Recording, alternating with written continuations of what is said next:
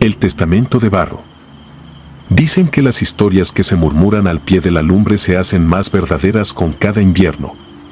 Yo crecí escuchando una en particular, esa que aún hoy me hace encender la lámpara antes de dormir. No la inventé, la heredé. Soy Daniela, nieta de Rosalío Carabeo, el hombre que volvió de la tierra para terminar lo que la muerte le interrumpió.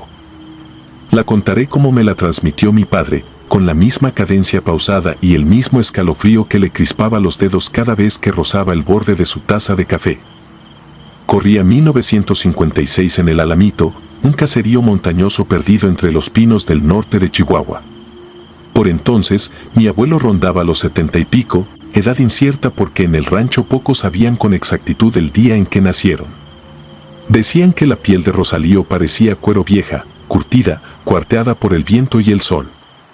Vivía en un jacal de adobe con techo de lámina oxidada, a medio kilómetro del arroyo, acompañado solo por un perro sordo y una parcela de maíz raquítico que terqueaba en sobrevivir al frío. Su esposa, mi abuela Celestina, había muerto de tifo hacía más de 10 años, y los 3 hijos se habían dispersado por la República buscando jornal. Aún así, Rosalío se empecinaba en sembrar, reparar su cerca y, sobre todo, vigilar un montículo de barro endurecido bajo el mezquite del patio. Allí, un par de años antes, había enterrado una cajita de cedro llena de papeles, recibos, cartas y un documento que él llamaba el arreglo, su intento de dejar en orden el destino de la tierra y del jacal para que sus hijos no se desgarraran por un pedazo de monte. El problema era simple y brutal, mi abuelo nunca aprendió a escribir. El arreglo eran garabatos que solo él descifraba. Cada tarde lo desenterraba, lo revisaba bajo la luz oblicua del atardecer, añadía una raya más, volvía a sellar la cajita y la sepultaba otra vez en el mismo sitio, como si aquel ritual pudiese convertir los trazos nerviosos en un testamento legal. Una helada de noviembre apagó las últimas hojas del maizal y también la vida de Rosalío. Lo encontraron los vecinos recostado en su catre, con la mano rígida aferrada a un lápiz sin punta y los ojos muy abiertos, clavados en el techo. Mi padre, el menor de los hijos, regresó a toda prisa desde Chihuahua capital cuando recibió el telegrama. Llegó para el velorio, pero no a tiempo de verlo respirar por última vez. La pobreza del rancho era ancestral.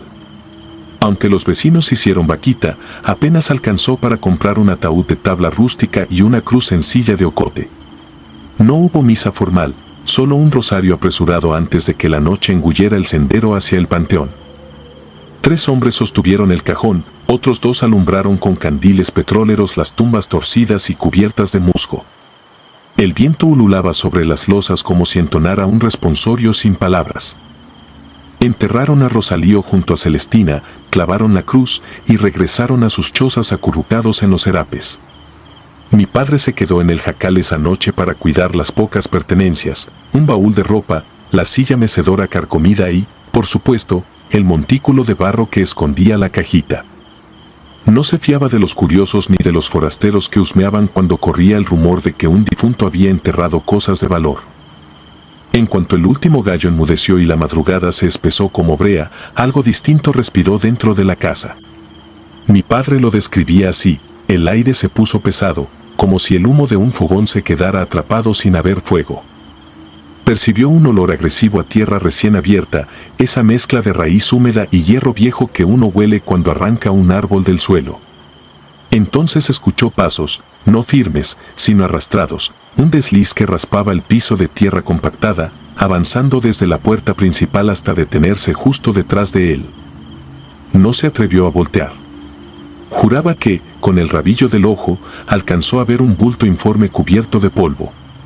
Sentía, más que veía, un cuerpo encorvado. Fue cuando oyó el crujido, la tapa del baúl gemía al abrirse. Mi padre se estremeció, aferró un crucifijo diminuto que colgaba de su cuello y masculló un Padre Nuestro, consciente de que la sola fe tal vez no alcanzara para enfrentarse a un muerto empeñado en remediar lo que en vida no logró. El silencio se quebró por el rasgado constante de un lápiz raspando papel. Era un sonido rítmico, metódico. Mi Mi padre creía reconocer el timbre de la respiración de su progenitor, lenta, con ese silbido ronco que precedía siempre a su tos. El grafito chirriaba durante eternidades. De vez en cuando, un leve chasquido, la mina se rompía y el lápiz era afilado contra el borde del baúl. Después, el rasguido recomenzaba. Mi padre no supo cuánto tiempo transcurrió. Sentía las piernas entumecidas y el corazón golpeando las costillas como un martillo contra la tabla. De pronto, el rumor cesó. Percibió que aquel bulto se retiraba, otra vez arrastrando los pies. La puerta se cerró con un golpe seco. El perro sordo, que hasta entonces dormitaba bajo la mesa, comenzó a aullar con un lamento agudo, incomprensible para un animal sin oído. Apenas clareó, mi padre reunió el valor para explorar la casa. El baúl permanecía abierto. Dentro, junto a las mantas de lana, reposaba la cajita de cedro, ahora cubierta por una capa espesa de lodo. En la superficie, alguien había grabado el nombre completo de Rosalío, con letras firmes que mi padre juraba nunca haber visto en la caligrafía torpe de su padre. Dentro de la caja encontraron varias hojas amarillentas, cada una ordenada e incluso numerada. Un testamento impecable, redactado con letra pareja, sin tachones. Llevaba la fecha de la noche anterior y estaba firmado con los 2 nombres y los 2 apellidos de mi abuelo, con la rúbrica que jamás supo trazar mientras respiró.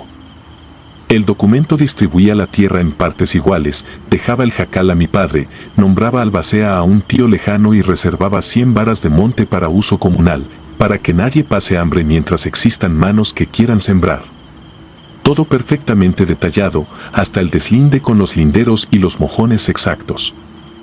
Mi padre llevó el testamento al juez de paz de la cabecera municipal.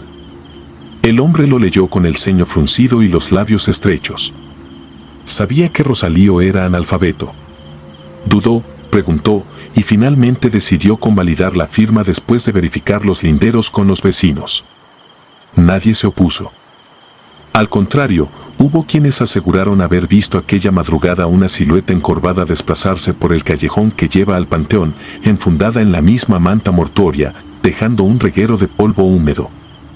El cadáver fue exhumado por segunda vez días después, para acallar murmullos. Descubrieron algo imposible, la tapa del ataúd estaba entreabierta desde dentro, con las tablas astilladas hacia afuera. La tierra sobre la tumba, removida aunque no hubiera llovido. Colocaron pesadas piedras de río sobre el féretro y volvieron a cubrirlo. Hubo rezos, se bendijo el lugar y se encendieron velas que ardieron durante 9 noches. Al término del novenario, el aire volvió a sentirse ligero y ningún paso arrastrado volvió a cruzar el umbral del jacal. Con los años, la parcela se dividió tal como lo indicaba aquel testamento. Los hermanos no discutieron jamás. Por extraño que parezca, todos prosperaron. El comunal de 100 varas se convirtió en un solar de frutales que alimentaba a los viandantes durante la temporada de manzanas. Y la cajita de cedro, todavía manchada con barro seco, terminó guardada en un armario de la casa que ahora es mía. Cada tanto la abro, aunque mis manos tiemblen. El papel ha amarilleado aún más, pero la tinta se mantiene nítida. A veces imagino la escena, el viejo descendiendo por el camino desde el panteón, los pies desnudos dejando huellas de fango, la pluma tensada entre dedos rígidos. La urgencia de plasmar de una vez por todas su última voluntad antes de que la primera luz lo reclamara de regreso a la fosa. Me pregunto qué fuerza empuja a un muerto a romper el cerrojo de la madera y los límites de la carne. Quizás el amor a la tierra, quizás el terror a ver a sus hijos enemistados. O tal vez existe una ley más antigua que la vida misma, ninguna alma descansa mientras quede un renglón sin escribir. Lo cierto es que en el Alamito ya nadie se burla cuando un anciano insiste en dejar todo en orden. Tampoco se toma a broma cuando los perros aúllan de madrugada ni cuando el aire exhala un hedor a suelo removido. Mi padre envejeció repitiendo la misma advertencia: el que muere con pendientes regresa con los ojos llenos de polvo y el corazón vacío de sangre, pero rebosante de prisa.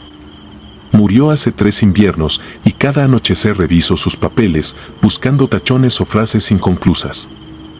No quisiera oír de nuevo ese rasgueo insoportable en el silencio de mi casa. Esta es la herencia auténtica que me dejó mi familia, la certeza de que la muerte no siempre es frontera. Cuando el deber aprieta, el barro se abre, el lápiz se alza y el frío escribe por manos que ya no sangran. Si esta historia te roba el sueño, recuerda que no es una invención. Yo conservo la cajita y sus hojas impolutas.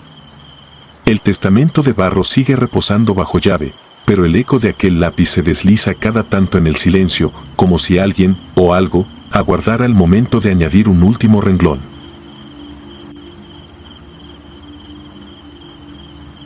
La mujer del tendedero. Mi abuelo siempre fue un hombre reservado. Su rostro, marcado por el tiempo, parecía guardar secretos que prefería no desenterrar. Pero hubo una noche en particular en que, después de un par de tragos y con la luna llena bañando la terraza, decidió hablarme de la peor experiencia de su vida. Lo contó con la mirada perdida, como si cada palabra lo transportara de vuelta a ese lugar maldito. Aunque intenté racionalizar lo que escuché, no pude evitar sentir que la oscuridad misma parecía agazaparse a nuestro alrededor mientras hablaba. Esa noche, al igual que él, no logré dormir. Mi abuelo tenía 14 años cuando ocurrió. Vivía en un pequeño pueblo rural, rodeado de montañas y caminos de tierra que se perdían en la espesura del bosque. Era un lugar tranquilo, pero con historias oscuras que se contaban en susurros. La más aterradora de todas era la de la mujer del tendedero. Se decía que, en los límites del pueblo, donde la civilización daba paso al monte, una figura macabra acechaba entre las sombras. Nadie sabía de dónde había venido ni quién era en vida, pero todos coincidían en su propósito: se llevaba a los niños. Algunos decían que los devoraba, otros que los utilizaba en rituales oscuros, pero lo único cierto era que, una vez que un niño desaparecía, jamás lo volvían a ver. El abuelo, joven e imprudente, no creía en esas historias. Pensaba que eran cuentos para mantener a los niños en casa y evitar que se aventuraran en el bosque. Pero esa noche, todo cambió. Era finales de otoño y el aire estaba cargado con el aroma a tierra húmeda. Había salido a buscar leña para el fogón de su casa, a pesar de que el sol ya había comenzado a ocultarse detrás de las montañas. Sabía que su madre lo regañaría por estar fuera tan tarde, pero el frío no daba tregua y necesitaban más madera para pasar la noche. Cargaba un saco viejo y una pequeña linterna que parpadeaba con cada paso. Mientras avanzaba por el sendero que llevaba al bosque, una sensación de inquietud comenzó a crecer en su pecho. El silencio era antinatural, opresivo. No había grillos ni el ulular de los búhos, solo el crujir de las hojas bajo sus pies. Al llegar al borde del bosque, divisó algo extraño entre los árboles: un tendedero. Era una cuerda desgastada que colgaba entre dos troncos, con pedazos de ropa mugrienta que se mecían suavemente, a pesar de que no había viento. La visión lo paralizó por un momento. ¿Quién colgaría ropa allí, en medio de la nada? Tragó saliva y trató de ignorarlo, concentrándose en su tarea. Pero cada vez que bajaba la mirada para recoger un trozo de madera, sentía que algo lo observaba. Esa sensación punzante, como una aguja en la nuca, lo obligó a levantar la vista de nuevo hacia el tendedero. Esta vez, algo había cambiado. Entre las prendas sucias y descoloridas había una figura. Estaba de pie, inmóvil, con los brazos colgando como si fueran ramas secas. Era una mujer alta, con el cuerpo cubierto por un vestido raído que alguna vez pudo haber sido blanco. Su piel era grisácea, tensa y cuarteada, como si estuviera hecha de cuero viejo. Pero lo que más lo perturbó fue su rostro. Tenía ojos hundidos que parecían dos pozos negros, y su boca, llena de dientes amarillentos, se extendía en una sonrisa grotesca. Su cabello era un amasijo de hebras sucias que caían en mechones sobre su rostro. Y el olor, incluso a la distancia, podía percibirlo, un hedor insoportable a carne podrida, como si estuviera hecha de muerte misma. Mi abuelo no podía moverse.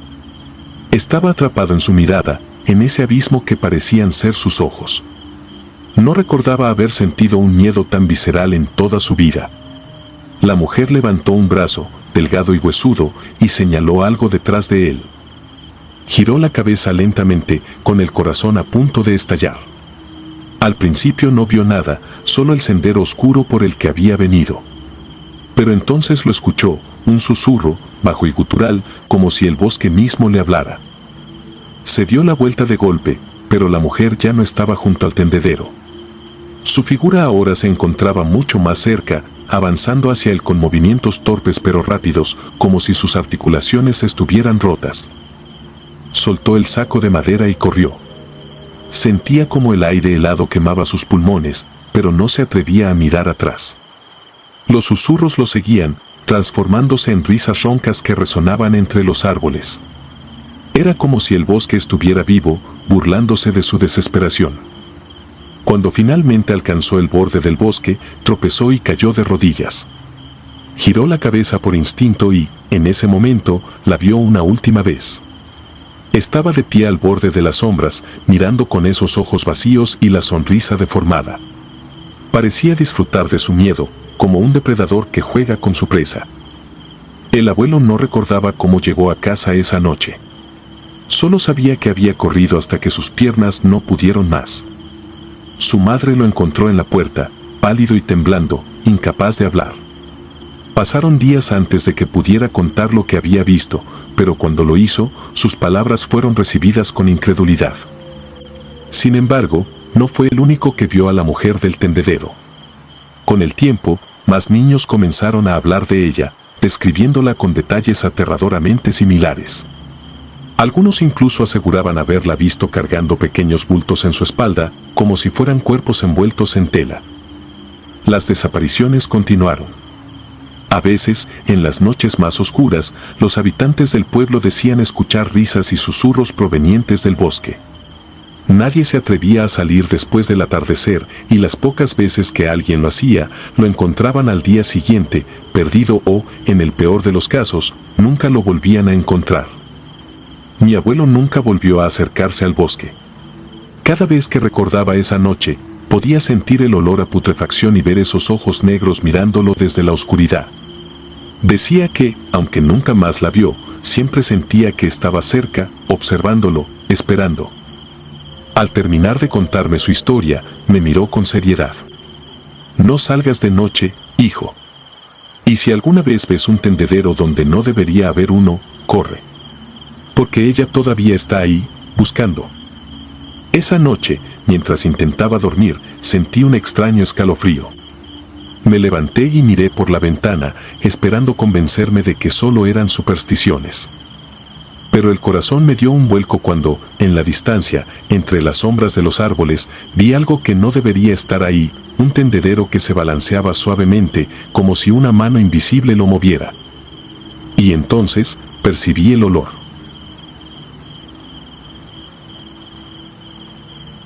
Lo que habita en los muros. No soy una persona que se sugestionara fácilmente. Crecí en un hogar donde los sustos eran parte del entretenimiento familiar y donde las historias de aparecidos, brujas y nahuales eran como cuentos para dormir. Pero hay un recuerdo que me marcó tan profundamente que aún ahora, siendo ya adulto, no puedo borrar aquella noche de mi cabeza. Esto que les contaré no es una historia que alguien me narró ni un relato popular que haya escuchado en algún pueblo. Me tocó presenciarlo con mis propios ojos, aunque, si me hubieran contado algo así hace unos años, probablemente también me habría reído. Lo viví junto a dos personas que, si algo tienen de sobra, es lucidez y cordura. Mi abuela, que hoy ronda los 60, parece de menos edad, con una mente clara y una memoria afilada. Y mi tía, su hija, una mujer seria y reservada que jamás se ha dejado llevar por fantasías. Fue hace unos 10 años, en la casa donde vivían antes, un domicilio viejo pero bien cuidado, en la colonia Valle Verde, en las afueras de Minatitlán, Veracruz. Era una de esas casas de techos altos, paredes gruesas de concreto y ventanas con rejas negras pesadas. Yo estaba de visita, como cada fin de semana, y después de la comida, mientras tomábamos café en la sala, salió el tema de cosas extrañas. No sé cómo llegamos ahí, pero fue entonces cuando mi tía, de manera espontánea y con un tono muy serio, dijo: «Mamá, ¿te acuerdas de lo que pasó esa noche del gusano?». Mi abuela, que estaba tomando café, bajó lentamente la taza y asintió sin decir palabra. El ambiente en la sala se transformó. Algo en sus rostros me indicó que no se trataba de una simple anécdota. Me quedé en silencio. Sabía que lo que venía no era una historia cualquiera. Me contaron que aquello ocurrió durante un domingo caluroso de julio del año anterior. Ya era tarde, pasaban de las 11 y ambas estaban platicando en el sillón de la sala. Tenían la costumbre de dejar solo una lámpara de pie encendida, por lo que el resto de la casa se cubría con sombras suaves y cálidas. El ventilador hacía girar perezosamente el aire. Todo era normal, hasta que mi abuela notó algo que se movía en la esquina de la pared, junto al otro sillón y una maceta de plástico. Pensó, en un principio, que se trataba de un bicho, tal vez una lagartija o un insecto grande. Se incorporó levemente y aguzó la vista. No era pequeño, y se movía de forma ondulante. Llamó la atención de mi tía y ambas fijaron la mirada en esa esquina. Era una criatura alargada, completamente negra, como un gusano pero con un grosor notable y una longitud de más de 20 centímetros. Lo más inquietante fue cómo se movía, como si tuviera una conciencia propia. Su piel parecía absorbente, como si estuviera cubierta por una baba espesa que no reflejaba la luz. No se arrastraba como una víbora ni se deslizaba como un caracol. Se retorcía de forma irregular, tensa, como si estuviera luchando por contener algo dentro de sí. Mi tía tomó su celular y encendió la linterna para verlo mejor.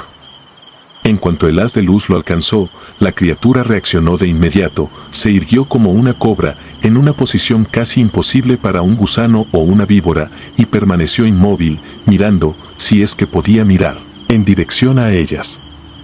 No emitía sonido, pero la tensión en la sala se volvió espesa, como si el aire mismo se cargara de electricidad. No sabían si moverse o quedarse quietas. Lo miraban con una mezcla de asco y miedo, pero el verdadero horror apenas comenzaba. Sin emitir ruido alguno, la cosa comenzó a retroceder lentamente y, de manera escalofriante, se pegó contra la pared. No como si se escondiera entre los muebles o buscara un rincón, sino como si se fusionara con la losa. Así, tal cual, su cuerpo pareció derretirse sobre el concreto, desvaneciéndose en una especie de sombra viscosa que se fue hundiendo poco a poco, hasta que desapareció por completo. Mi tía lanzó un suspiro contenido. Mi abuela no se movió durante varios segundos. Cuando por fin se atrevieron a pararse, caminaron hasta la esquina con cautela y comenzaron a revisar la zona. No había grietas, ni agujeros, ni espacio alguno por donde algo pudiera haber entrado. La pared estaba completamente sólida, lisa, sin señales de humedad o fisuras. Revisaron bajo el sillón, en la maceta, en los rincones. Nada. El bicho no se había escondido, simplemente se había fundido con la pared. Yo, al escucharlo, me quedé sin palabras.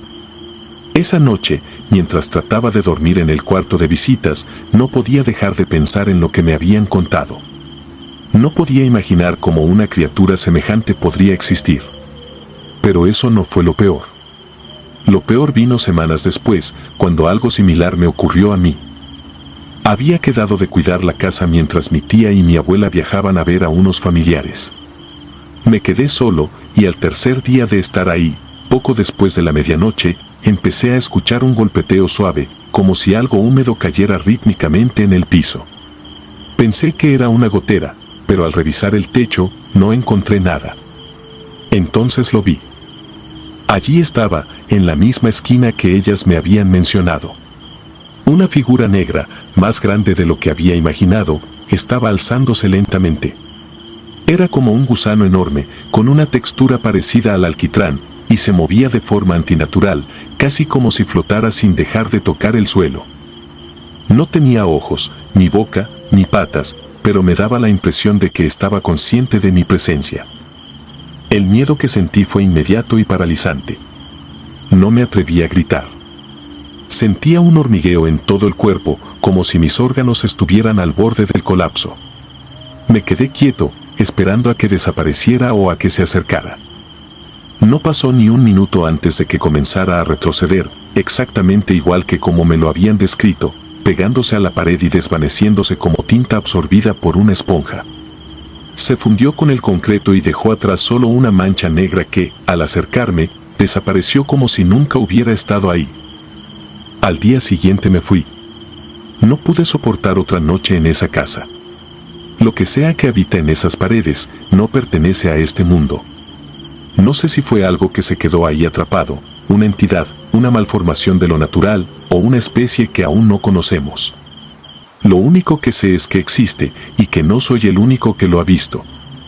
Desde entonces no he vuelto a quedarme en esa casa y ellas tampoco. Viven en otro sitio ahora. La casa sigue en pie, vacía, con sus ventanas cerradas y la pintura cayéndose lentamente.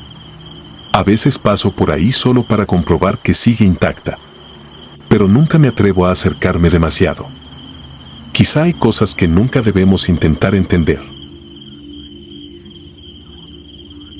Si te gustaron las historias de terror, regálanos tu like y coméntanos qué te gustaría escuchar en el próximo capítulo. Y si no estás suscrito o suscrita, te invito a que lo hagas para que no te pierdas lo mejor del archivo del terror. Sin más, gracias por escucharnos, hasta la próxima.